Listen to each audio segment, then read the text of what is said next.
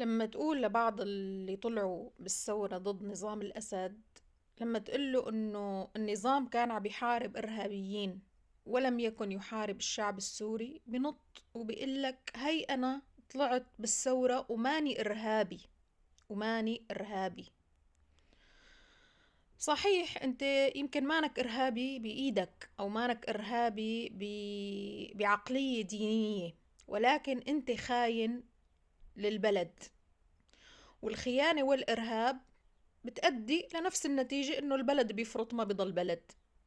يعني إذا كنا نحن عم ندافع عن قضية وطنية، فنحن عم ندافع عن الأرض السورية والإنسان السوري. اللي عم بيدافع عن سوريا عن شو عم بيدافع؟ عن شو عم بيدافع؟ عم بيدافع عن أرض سوريا، ما في عندك وطن بلا أرض. وعم بيدافع عن الكتلة البشرية السورية الموجودة على هذه الأرض. عن هدول الشغلتين أنت عم بتدافع. إذا أنت بدك تستهدف أي حجر من حجرين الأساس هدول، أنت معناتها عم بتخرب البلد. هلا الإرهابي الأرض ما بيفكر فيه أساسا، الإرهابي بيستهدف الفئات البشرية، والخاين بيستهدف الأرض. الخاين ببيع الأرض، بيفرط بالأرض. بالنهاية النتيجة وحدة، إنه البلد بتضيع. البلد بتضيع. والنظام كنظام سياسي المفروض يحافظ على البلد. أي نظام سياسي، مو بس نظام الأسد، مفروض لما بده يجي يحكم سوريا يحافظ على الأرض الجغرافية ويحافظ على الشعب. وما بيقدر يحافظ على الأرض من دون ما يحافظ على الشعب، وما بيحسن يحافظ على الشعب من دون ما يحافظ على الأرض. لذلك هاي الحكومة ما بتقدر تحافظ على الأرض، لأنه ما بتقدر تحافظ على الشعب. هدول لأنهم طائفيين اللي عم يحكموا ما بيقدروا يحافظوا على الشعب، فبالتالي بدها تفرط الأرض. ما رح يضل أرض، رح تكون مخترقة ومقسمة ومحتلة وما إلى هنالك. لأنه اللي بيحافظ على وحدة الأرض هو وحدة الشعب. فنحن عنا صنفين، ولازم نحن كتير نكون حريصين على تقييم الشعب السوري بهذه المرحلة. هاي فرصة للمستقبل، إذا كان لسوريا مستقبل. إذا كان لسوريا مستقبل لازم نحدد مين هن الفئات اللي مو بس الدولة لازم تحاربهم، الشعب السوري الأصيل الوطني أيضا لازم يحاربهم. اللي حاربهم نظام الأسد، ورح تلاحظوا انه هي حرب مشروعة جدا انه يحاربون، وعلى نفس السوية وبنفس الاسلوب. هو الارهابي والخاين للارض. الخاين للارض ممكن يكون مسيحي، ممكن يكون علوي، ممكن يكون درزي، ممكن يكون كردي، ممكن يكون شيوعي، ممكن يكون اي من هذه الفئات. انت لما بدك هاي الارض تروح لاسرائيل، انت ما بدك سلام. انتبه، لا تضحك علينا بشغلة السلام، لانه هلا الكل صار يعرف انه اسرائيل لا تريد السلام، تريد التوسع. هذا واضح، ما نحن اللي عم نقوله، هو نتنياهو طلع وصرح، عم بيقول هلا حان الوقت لنكون نحن اقوى دولة في الشرق الاوسط وحتى نتوسع، ناخذ اللي بدنا اياه من سوريا ومن لبنان. ودخلوا على سوريا وبلشوا عم يدخلوا على لبنان. يعني انت على مين عم تضحك؟ فكر الناس اغبياء يعني مثلا؟ انت كخاين كمقورن يعني بس هيك عندك متعة انك انت تشوف ارضك عم تنباع وتنسرق، مثل المقورن اللي بيبيع مرته، بيكون مستمتع هو بالموضوع. هي النجاسة اللي انتو عندكن كخاينين للوطن. ها هي النجاسة الموجودة داخلكن.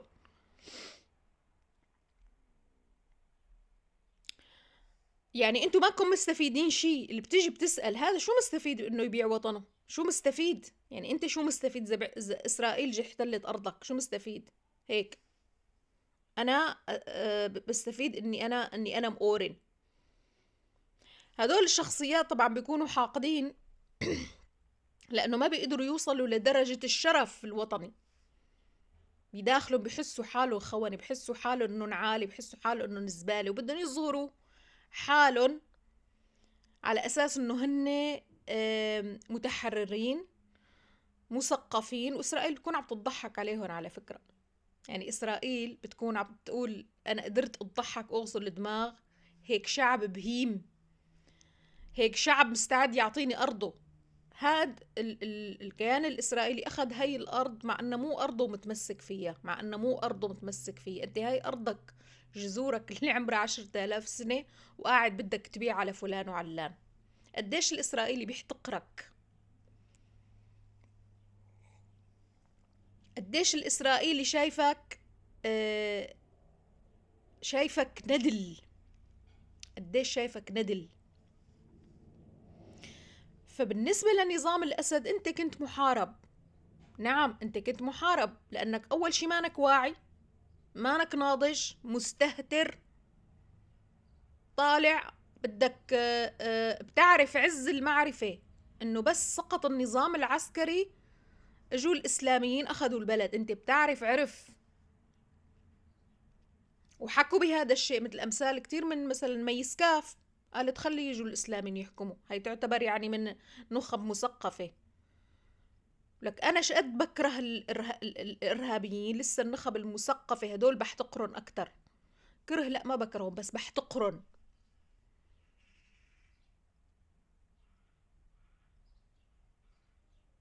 احتقار وعدم احترام إلن، ما عندي إلن ذرة احترام، ذرة ذرة ذرة ما بحترمهم.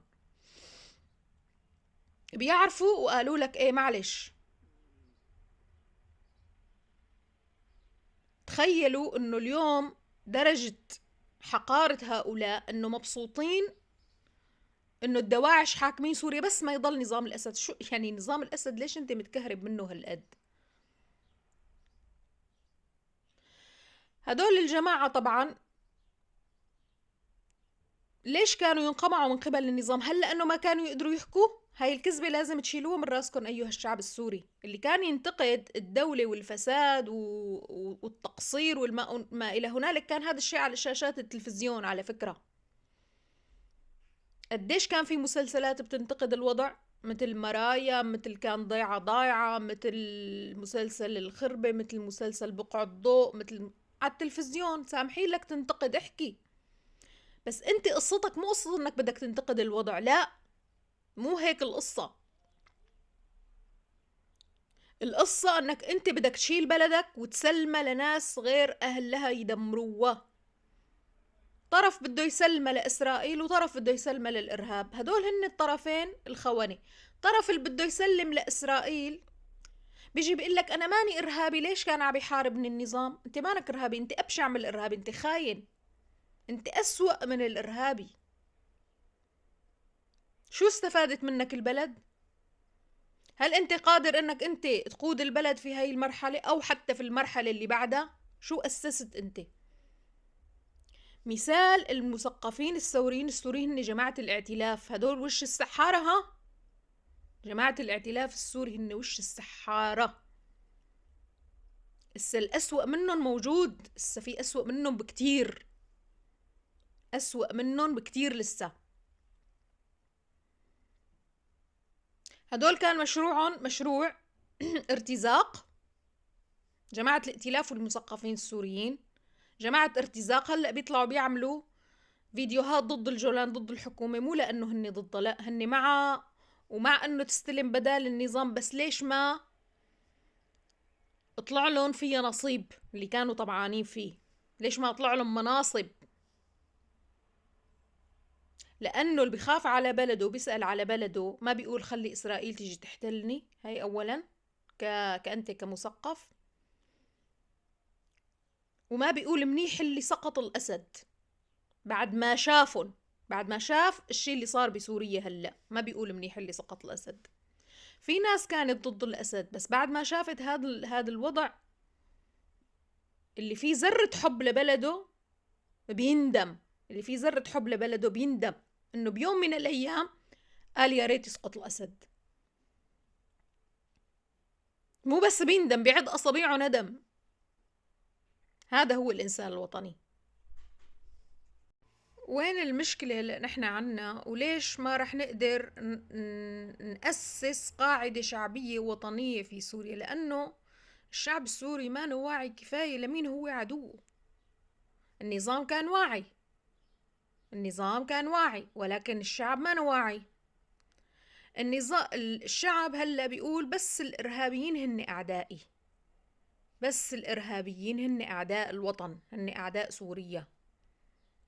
طبعا أكيد في ناس وعيانين، أكيد في سوريين وعيانين، لأنه ماشيين على نهج النظام الوطني، ماشيين على نفس النهج، على عقلية حافظ الأسد ماشيين.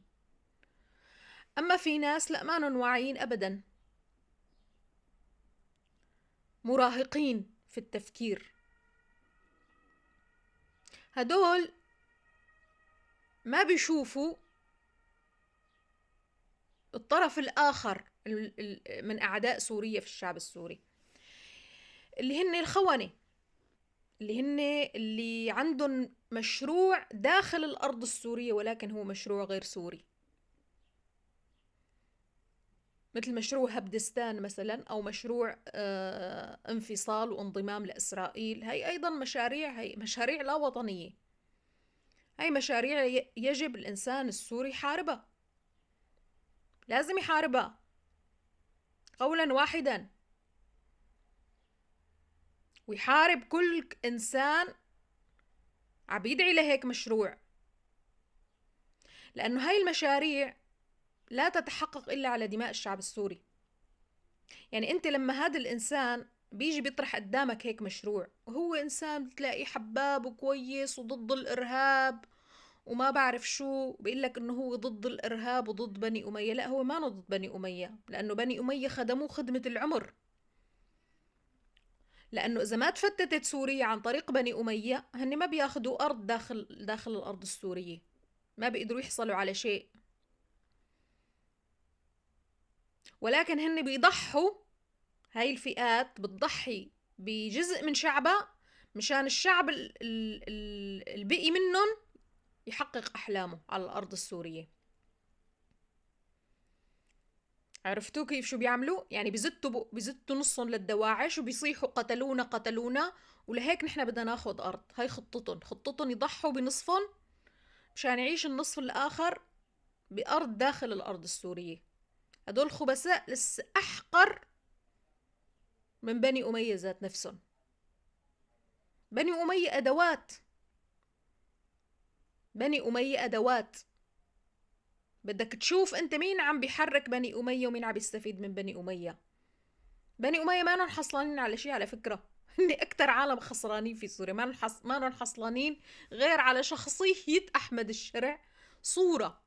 أساسا هن شو ناقصهم لحتى ينتعشوا نفسيا؟ يعني ناقصهم صورة يتباهوا فيها، لأنه هن صورتهم مشوهة، هن مشوهين بين الأمم، فبدهم صورة هيك إنه يتباهوا فيها، بس أكتر من هيك ما عندهم. ليكن قاعدين كلياتهم مشردين بالغرب عم يشحدوا، واللي جوا قاعدين هذا اللي غرقان بالفيضان، وهذا اللي جربان، وهذا اللي جوعان، وهذا اللي ما عنده جرة غاز، وهذا اللي ما بيقدر يفوت على المستشفى، وهدول اللي عايشين بالخيم. هدول بني أمية مين هن؟ مين هن مجرد أدوات، هن مجرد ناس معاقين عقليا عم يبحثوا عن صورة يرمموا فيها جراحاتهم الشخصية. يعني هن عدم مكسورة صورتهم، ولقوا هاي صورة يتباهوا فيها اللي هي أحمد الشرع. عرفتوا؟ هذا هو اللي بدهم اياه، أكتر من هيك ما بدهم، أكتر من هيك هن ما بدهم بس هيك صورة يتباهوا فيها بس هن بدهم يعيشوا جوا سوريا؟ لا. بدهم يقعدوا بسوريا؟ لا. هذا هو النقص اللي عندهم، ما عندهم شخصية، لأنه فبيبرز منهم شخص واحد بيصيروا بيحسوا بيستمدوا شخصيتهم منه، انه شوف هذا اللي بيمثلنا. عرفتوا؟ ويا ريت نقوا شخصية يا ريت نقوا شخصية ذات سمعة حسنة لحتى بالفعل تترمم شخصيتهم وتترمم جراحهم والقهر اللي داخلهم من خلال هاي الشخصية، أو الاستعباد اللي داخلهم من خلال الشخصية. طبعا الاستعباد ما كان له علاقة في نظام الأسد، هن بيتربوا على الاستعباد، في بيوتهم يتربوا على الاستعباد. هن ما حصلانين على شيء، هن مجرد أدوات. والعالم الخبثاء بيشوفوا انه هدول مهابيل، يعني ممكن انه يراضوهم باي شيء، بيشيلوا بيحطوا لهم هيك رئيس بيراضوهم، بس انتهى. يعني شغلتهم مو صعبة، مراداتهم مو صعبة ابدا، جماعة بني عوية ابدا. اللي بيستفيد بقى مين؟ اللي عندهم مشاريع. وطبعا هي المشاريع كلها رح تفشل، لانه هن ما عارفانين مع اي نظام عم يلعبوا. كانوا مع نظام الاسد. نظام الاسد هذا غميق كتير، وقعتوا بحفرته كلياتكم. الخونة وقعوا بحفرته، الأمويين وقعوا بحفرته، ولسه هلأ الدول كمان اللي عم تتصارع على الأرض السورية رح توقع بهاي الحفرة. من حفر حفرة لنظام الأسد وقع فيها. ورح يبين لكم إنه اللعب مع هذا النظام مستحيل، مو لأنه هو كشخص عظيم، هو عظيم حافظ الأسد نعم، بس مو بس لأنه هيك، لأنه في واقع الأرض السورية، الجغرافيا السورية، موقعها الجغرافي، سوريا مثل قلب العالم، القلب. هذا القلب إذا ما انضبط التكاته على 1.5، الجسم كله بيخرب وبيتعطل. هلأ هذا القلب صار مرضان.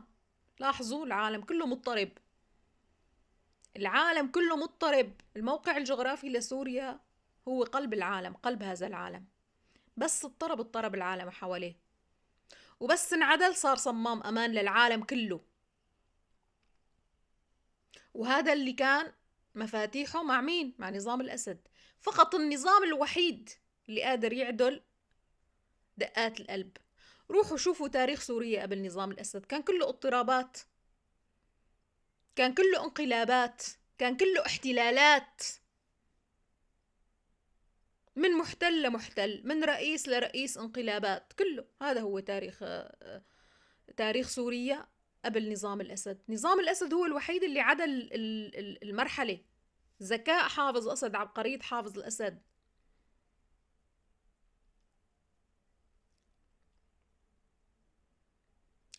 فاللي بده يلعب بهاي العدادات هو اللي بده يموت. اللي بيلعب بعدادات القلب هو اللي بيموت. هلأ إذا بترجع بتعلق بين إيران وأمريكا الحرب، ما رح تتوقف إلا يرجعوا، ما رح يقدروا هن يوقفوها. هن علقوا هلأ بشيء قسري، يعني هن داخلين بالحرب قسريا. أمريكا داخلة بالحرب قسريا، وإيران داخلة بالحرب قسريا، وإسرائيل داخلة بالحرب قسريا. مو بكيفهم، خلص في حفرة عم تجذبهم لتحت للصراع ولعدم وجود الحل. ليش؟ لأنه ما عاد في صمام الأمان، هذا شالوه قبعوه كبوه.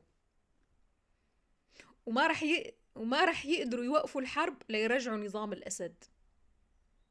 على فكرة أكتر من تضرر من هذا الشيء هو أمريكا وتركيا. وأمريكا وتركيا رح يتفقوا هن اثنيناتهم على أنه يرجعوا نظام الأسد، ويلاقوا اتفاقية مع إيران ما بتنحل غير هيك، مستحيل، وينبذوا إسرائيل. إذا أمريكا ما بتغير سياسة تجاه إسرائيل وبتعمل اتفاق مع إيران وتركيا سوا، وهذا الشيء ما بيتم إلا يرجعوا نظام الأسد، الحرب ما رح تتوقف والكل خسران. الكل خسران. لسه أمريكا ما داقت الخسارات الكبيرة،